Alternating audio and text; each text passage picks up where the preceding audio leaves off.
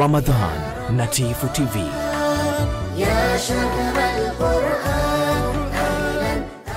Mpenzi mtazamaji, kama ndio kwanza nafungua channel yako ya Tifu TV, tafadhali subscribe ili uwe mwanzo kupata video zetu mbalimbali za ndani na nje ya nchi. Share video hii bila ya kusahau kudondosha comment yako, kwani ni muhimu sana. Waziri wa Nchi, Ofisi ya Rais, Tawala za Mikoa na Idara Maalum za SMZ, Masoud Al-Mohamed, amewataka waumini wa dini ya Kiislamu kukitumia kitabu kitukufu cha Qur'an kama ni mwongozo unaofaa katika maisha yao ya kila siku ili kupata kizazi kilichojengeka katika misingi ya kiimani.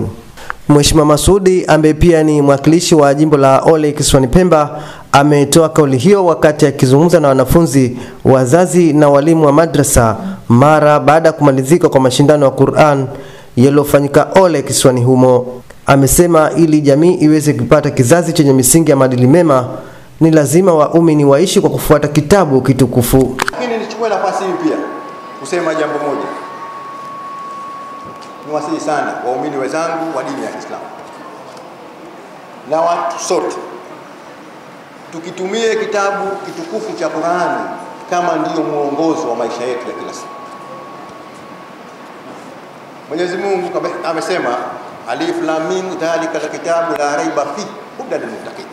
Kuna kitabu chochote ambacho kinaweza kikatuongoza vizuri tukaishi kwa amani, tukaishi tukiwa wamoja, tukapendana, tukaondoa chuki, tukasaidiana, tukafaana, tukakemea maovu yote yasiyopendeza jamii na yasiyompendeza Mwenyezi Mungu, isipokuwa msingi mkubwa ni kukifuata kitabu cha Mwenyezi Mungu ambao ni Qur'an tukufu.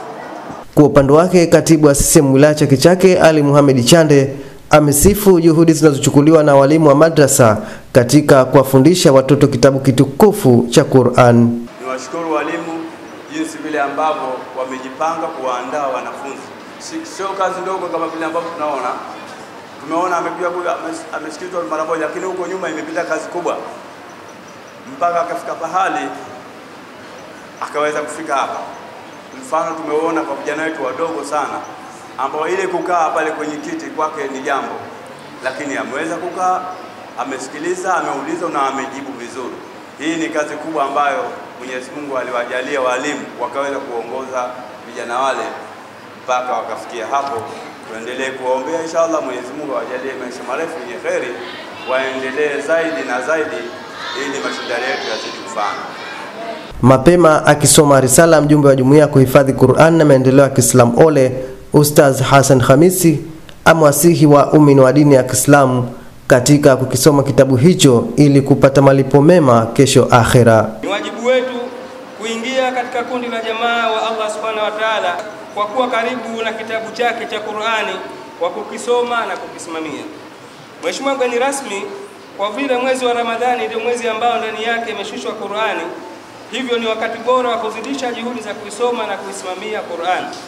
Na kwa kulitambua hilo, jumuiya ya kuhifadhisha Qur'an na maendeleo ya Kiislamu ya Ole umeuchagua mwezi huu kuwa desturi yake ya kuandaa mashindano kila mwaka. Tifu TV inakupatia video mbalimbali kutoka ndani na nje ya nchi. Tafadhali endelea kutufuatilia kupitia channel yetu ya Tifu TV, YouTube, Facebook, Twitter na Instagram. Bila kusahau kudondosha comment yako, kwani ni muhimu sana. Tifu TV, tupo kijamii zaidi. Ramadhan na Tifu TV.